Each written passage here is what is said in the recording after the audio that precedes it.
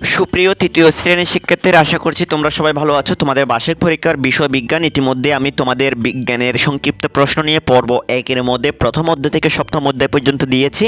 আজকের ভিডিওতে আমি তোমাদের অধ্যায় 8 মাটি থেকে সংক্ষিপ্ত প্রশ্ন কোনগুলো শিখতে হবে সেগুলো নিয়ে আলোচনা করছি। তোমাদের আমি মোট একাদশ অধ্যায় পর্যন্ত অর্থাৎ অধ্যায় 11 পর্যন্ত আলোচনা করব আজকের ভিডিওতে। তোমরা আজকের ভিডিওতে যদি দেখো তাহলে তোমাদের বার্ষিক পরীক্ষা অবশ্যই এখান থেকে অবশ্যই কমন আসবে।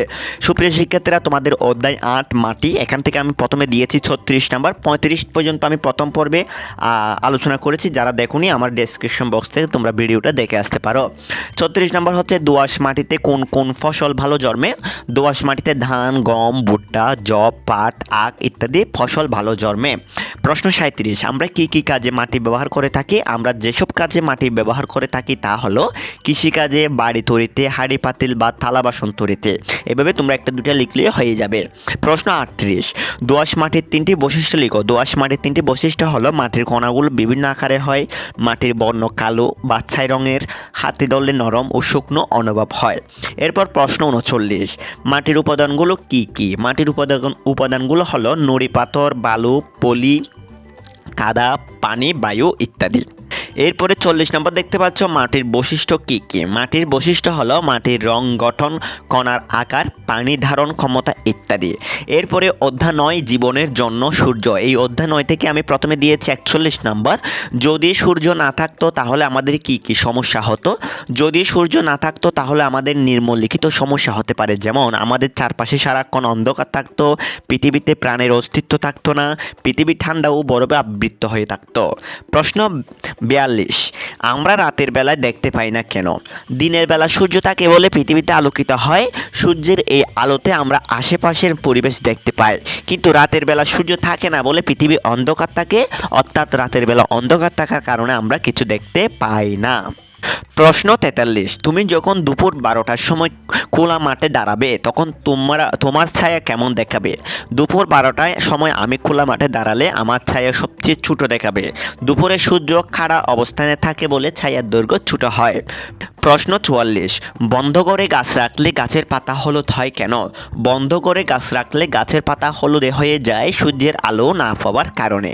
গাছের বেঁচে থাকার জন্য খাদ্য তৈরির প্রয়োজন, কিন্তু গাছ যদি পর্যাপ্ত আলো না পায় তাহলে খাদ্য তৈরি করতে পারে না, ফলে গাছের পাতাগুলো ধীরে ধীরে হলুদ হয়ে যায়। প্রশ্ন 45, সূর্যকে পৃথিবীর চেয়ে অনেক ছোট দেখায় কেন। সূর্য পৃথিবী থেকে অনেক দূরে আছে, তাই একে অনেক ছোট দেখায়। প্রশ্ন 46, প্রাণীরা শ্বাসকার্যে কি ব্যবহার করে। প্রাণীরা তাদের শ্বাসকার্যে অক্সিজেন ব্যবহার করে। এরপরে তোমাদের অধ্যায় 10, প্রযুক্তির সঙ্গে পরিচয়। এখান থেকে কিছু সংক্ষিপ্ত প্রশ্ন দিয়েছি। প্রশ্ন 47, সাধারণত প্রতিদিন আমরা কি কি প্রযুক্তি ব্যবহার করে থাকি। সাধারণত প্রতিদিন আমরা যেসব প্রযুক্তি ব্যবহার করে থাকি সেগুলো হলো বৈদ্যুতিক বাতি, বৈদ্যুতিক পাখা, টেলিভিশন, মোবাইল ফোন, গ্যাসের চুলা ইত্যাদি। প্রশ্ন 48, কিভাবে তুমি নিরাপদে প্রযুক্তি ব্যবহার করবে। আমি যেভাবে নিরাপদে প্রযুক্তি ব্যবহার করব তা হলো প্রযুক্তি ব্যবহারে সাবধানতা অবলম্বন করব, দীর্ঘ সময় ধরে প্রযুক্তি ব্যবহার করব না, দক্ষতার সাথে প্রযুক্তি ব্যবহার করব। প্রশ্ন 49, প্রযুক্তির সুবিধা কী। প্রযুক্তি আমাদের সময় ও শ্রমের সাশ্রয় করে, যা আমাদের জীবনযাত্রাকে আরামদায়ক ও নিরাপদ করে। প্রশ্ন 50, প্রযুক্তির নিরাপদ ব্যবহার কী। দক্ষতা ও সচেতনতার সাথে প্রযুক্তির সুনির্দিষ্ট ব্যবহারই হলো প্রযুক্তির নিরাপদ ব্যবহার। প্রশ্ন 51, দুটি আধুনিক ও দুটি প্রাচীন প্রযুক্তির নাম লিখো। দুটি আধুনিক প্রযুক্তির নাম হলো কম্পিউটার ও মোবাইল ফোন, দুটি প্রাচীন প্রযুক্তির নাম হলো চাকা ও নৌকা। প্রশ্ন 52, কম্পিউটার ও মোবাইল ফোন দীর্ঘ সময় ব্যবহারের ফলে কি হয়।